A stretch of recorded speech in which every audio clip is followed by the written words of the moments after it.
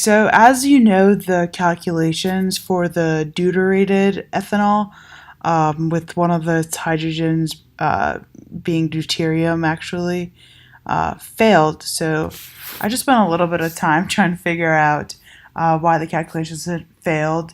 So this occasionally is going to happen to you. What I'm going to do is I'm actually going to delete the output file and just redo the calculations so I can show you guys what actually happened. So we're going to take this file and I'm going to delete it. So I'm going to actually open this input file that we had.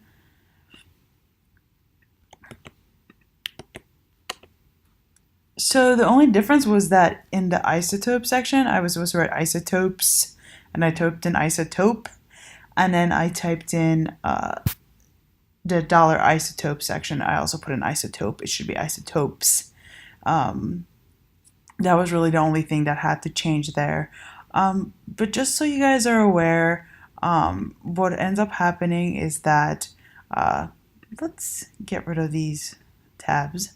What actually ends up happening is that you can search up the Q-Chem manual and figure out like what exactly you need to be putting in for your specific input file.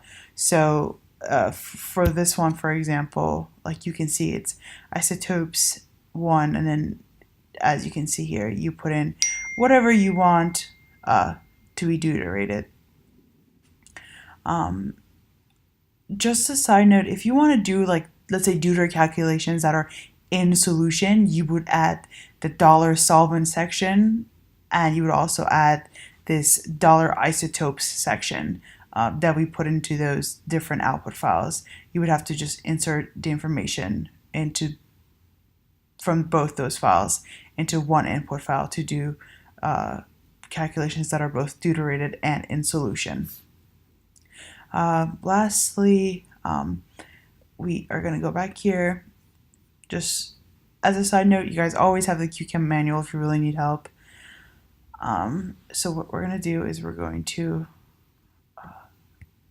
exit out of here. So the input file, again, I've already saved it, so make sure you save it once you fix it to $isotopes. And then you're going to do, again, submit --ppn. Again, depending on how big of a job this is, you can choose your processors per node. I'm just going to choose one here, very small job.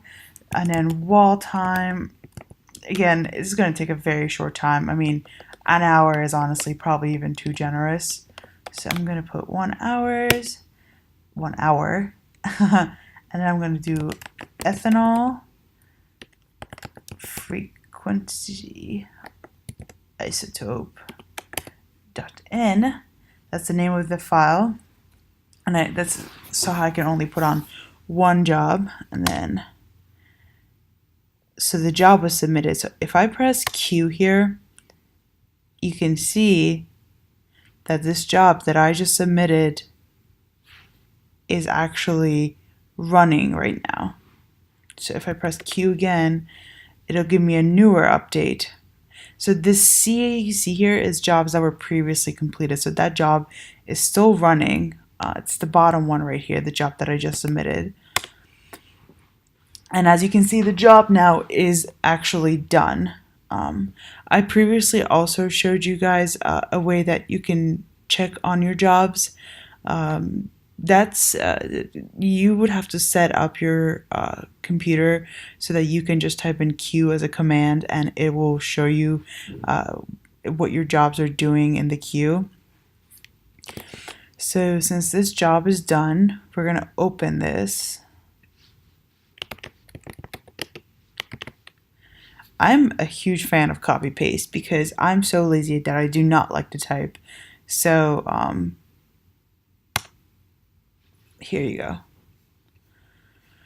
Some people are a fan of just typing in like a letter and then doing tab. I don't know. I just like copy pasting. You don't have to do what I do. So this job, as you can see, thank you very much for using Q-Chem. Have a nice day. As you can see, there's no error message and the job ran to completion. successfully. So we're going to get out of here. And so once you have your data, there's going to be different scripts that you write, and you or someone helps you write, and you're going to be able to use them to generate graphs and pull data from these files to make plots, such as for me, I had to make plots which plotted dihedral angles against a specific dihedral angle against the frequency. Those are always things that you're gonna create, or someone's going to create them for you as you go. But these are just some of the basic things that are going to make this research a lot easier, or at least just getting you started a bit easier, hopefully. All right, so this would be the end of my video, and I don't want to give it an awkward ending, so goodbye.